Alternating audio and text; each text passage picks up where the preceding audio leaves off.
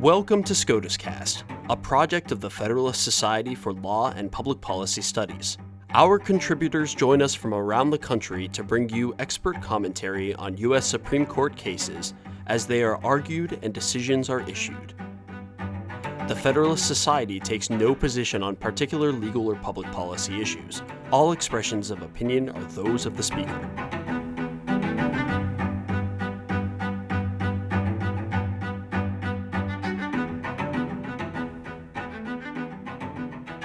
Thank you for tuning in to the October 21 term of SCOTUScast. I'm your host, Nick Garfinkel, on behalf of the Faculty Division of the Federalist Society. On January 18th, the court heard arguments in Shurtleff v. City of Boston, a case which concerned the First Amendment and city flagpoles. Joining today to discuss this case is Professor Scott Gaylord of Elon University School of Law.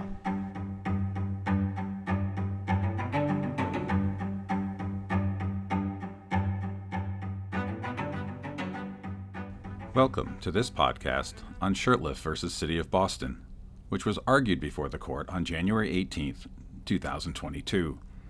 Shurtleff requires the court to revisit the government speech doctrine, this time in the context of flags flown on 3 city-owned flagpoles outside Boston City Hall.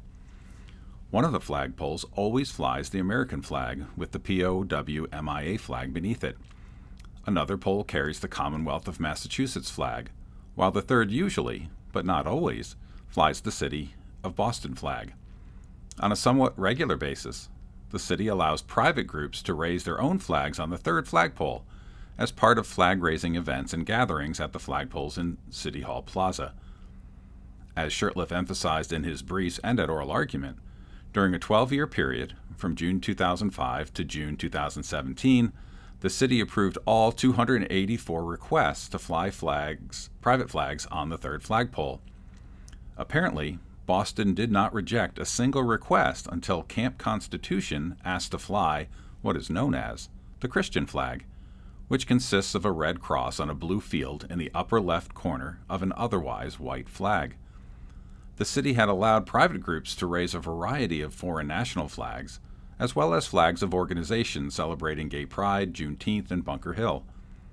Camp Constitution sought to fly the Christian flag for 1 hour as part of the group's observance of Constitution Day on September 17, 2017.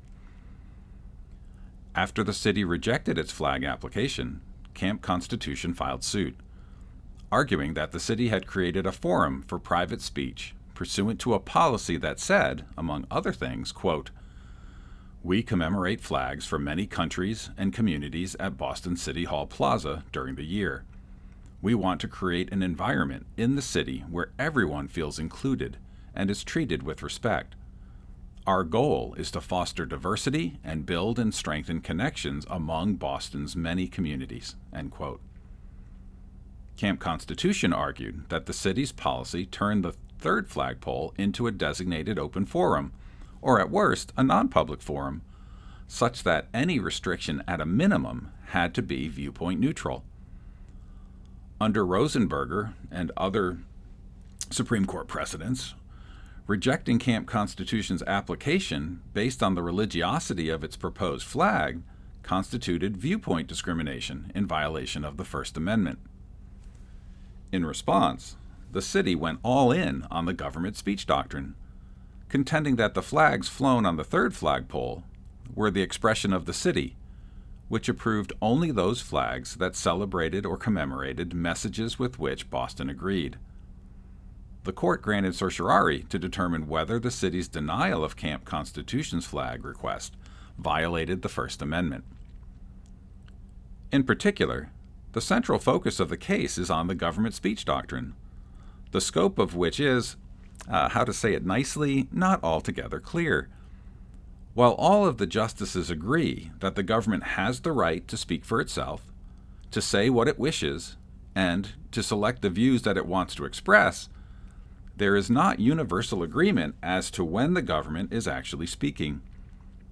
Making this determination is critical because, as the court instructed in Johans, the beef it's what's for dinner case, the government's own speech is exempt from First Amendment scrutiny. That is, when speaking, the government may discriminate based on content or viewpoint to ensure that its desired message is conveyed. But this is why Mattal versus Tom noted that the government speech doctrine, quote, is susceptible to dangerous misuse if private speech could be passed off as government speech by simply affixing a government seal of approval.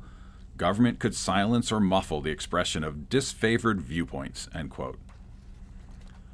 Thus, another way to frame the question presented in Shurtleff is whether Boston really is speaking through its third flagpole or simply censoring a Christian message that it disliked. To answer this question, the court must traverse the rocky path that is its government speech precedents.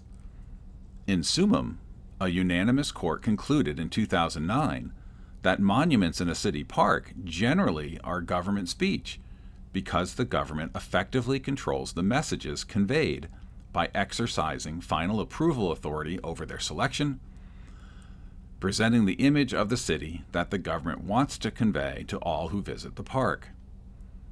Fast forward to Walker versus Texas Division Sons of Confederate Veterans in 2015. The court is now split 5-4 over whether specialty license plates are government speech. The majority, consisting of Justice Thomas and the 4 quote-unquote liberals on the court, concentrated on 3 factors. 1, the history of the government's using license plates to speak to the public. 2, whether the public identifies the expression with the government, focusing on the ownership of the license plates, Texas in large letters written across the top of the plate, and license plates functioning like government IDs. And 3, the level of control Texas exercised over the messages on the specialty plates, the selective receptivity from the monument context in summum. Applying these factors, the majority held that specialty plates are government speech, while the dissent reached the opposite conclusion based on the same factors. By 2017, when the court decided Mattal, though, the entire court agreed that Walker, quote, likely marks the outer bounds of the government speech doctrine, end quote. But none of this history of the government speech doctrine directly tells us which side of the line Boston's third flagpole falls on. If the Christian flag flew on the city's third flagpole, would it be the private speech of Camp Constitution, or would it be Boston's own expression? In exploring this issue during oral argument, the justices focused on 2 of the factors set out in Walker. Justices Breyer, Sotomayor, and Kagan pushed Camp Constitution's counsel hard on the second factor, whether third parties identify the flag with the city. An ordinary observer seeing the 3 flagpoles outside City Hall, they suggested, would reasonably associate all of the flags with the city. In fact, Justice Breyer stated that, quote, anybody in his right mind would think it does have something to do with the city, end quote. When Camp Constitution's counsel suggested that a passerby would be aware of the city's policy and history of allowing third parties to fly their own flags on the third flagpole, Justice Kagan expressed disbelief, saying, quote, well, that is very, very informed. That is not the typical person who walks the street in Boston, end quote. And Justice Sotomayor agreed, adding that assuming such knowledge on the part of an observer is, quote, an assumption that verges on a fiction, end quote.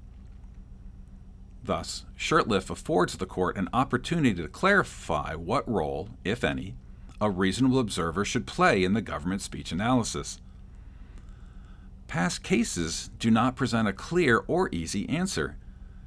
In summum, the monument case, Justice Souter expressly proposed a reasonable observer test, but no other justice joined his concurrence.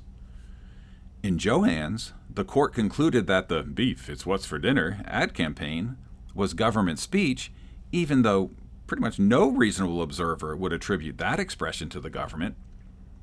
Yet, in his dissent in Walker, Justice Alito concluded that specialty plates were private speech in part because an observer in Texas who, sitting by the roadside watching cars pass by over an extended period of time, would view over 300 different specialty plates and attribute them to the vehicle owners, not the state of Texas. At the same time, though, the reasonable observer test has been much maligned in the religion context. The dissenters in County of Allegheny described the endorsement test, of which the reasonable observer is a critical part, as, quote, flawed in its fundamentals and unworkable in practice, end quote. And the plurality in Capitol Square, which dealt with a cross display on the Capitol grounds in Columbus, Ohio, as part of a designated open forum, rejected the claim that, quote, the distinction between government speech and private speech disappears whenever private speech can be mistaken for government speech, end quote. The fact that an observer, even a reasonable one, might mistake private speech for government speech did not bear on the government-private speech determination because, quote, erroneous conclusions do not count, end quote. Consequently, Shurtleff provides a vehicle for the court to clarify the proper role a reasonable observer should play in the government speech analysis. Justice Barrett also indicated some concern with Walker's reasonable observer prong. During oral argument, she asked whether the third factor, governmental control, was actually the most important consideration because it is the reasonable observer's knowledge of the level of governmental control that determines attribution to the government or to a private speaker. Her position finds support in Johans, where the majority explained how the ad campaign was from beginning to end the expression of the government, and in Summum, which emphasized the government's selective receptivity, taking ownership of and displaying only those monuments that conveyed the city's desired message. Justice Alito, during oral argument in Shurtleff, countered, though, that complete discretion could be equated with complete control, permitting the government to discriminate against private speech with which it disagreed, while allowing expression it liked.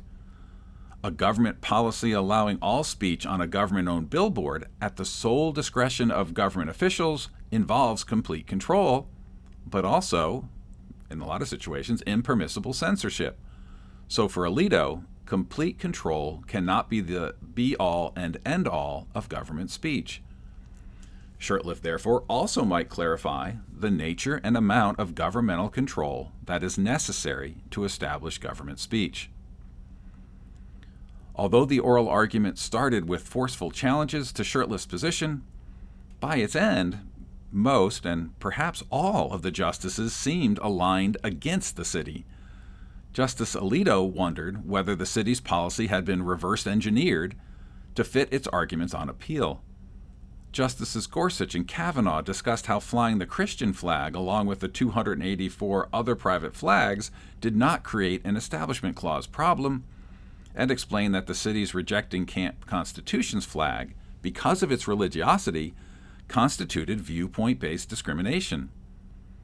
Justice Kagan said that the city's lack of control made it hard to view the flags on the third flagpole as government speech, even though the city's manager's Establishment Clause concerns were understandable, albeit mistaken.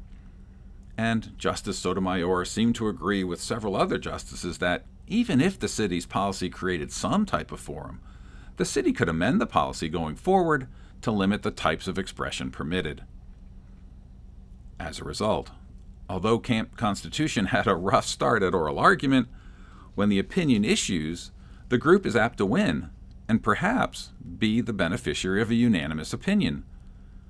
To get that unanimity, the court might simply focus on the city's lack of control and distinguish private flags from both the specialty license plates in Walker and the monuments in Summum.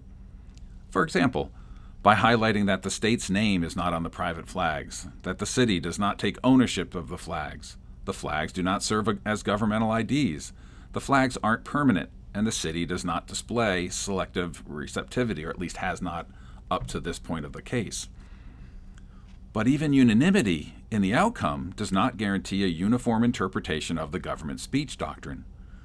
We know that Walker marks the outer limits of that doctrine, but the oral argument in Shurtleff revealed that the justices have differing views as to the specific contours of that doctrine, especially the role of the reasonable observer and the level of governmental control.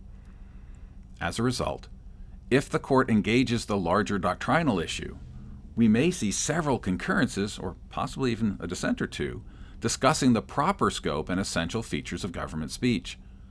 Some justices might even offer guideposts for how government officials could alter the city's policy to allow the flags of certain groups while excluding others with which the city disagrees. Thus, Shurtleff could prove to be an important case in distinguishing government speech, which Mattal describes as quote-unquote essential, and private expression on government property that has been opened up for such speech.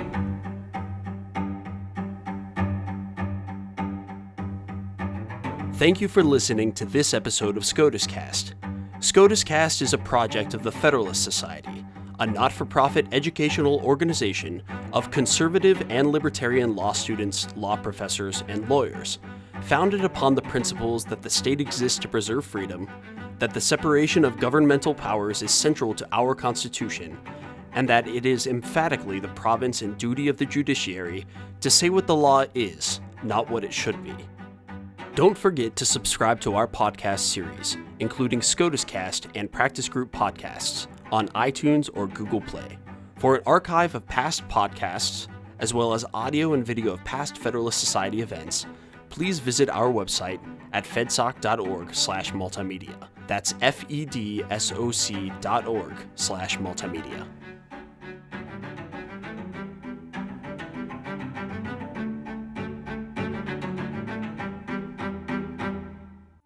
This has been a FedSoc audio production.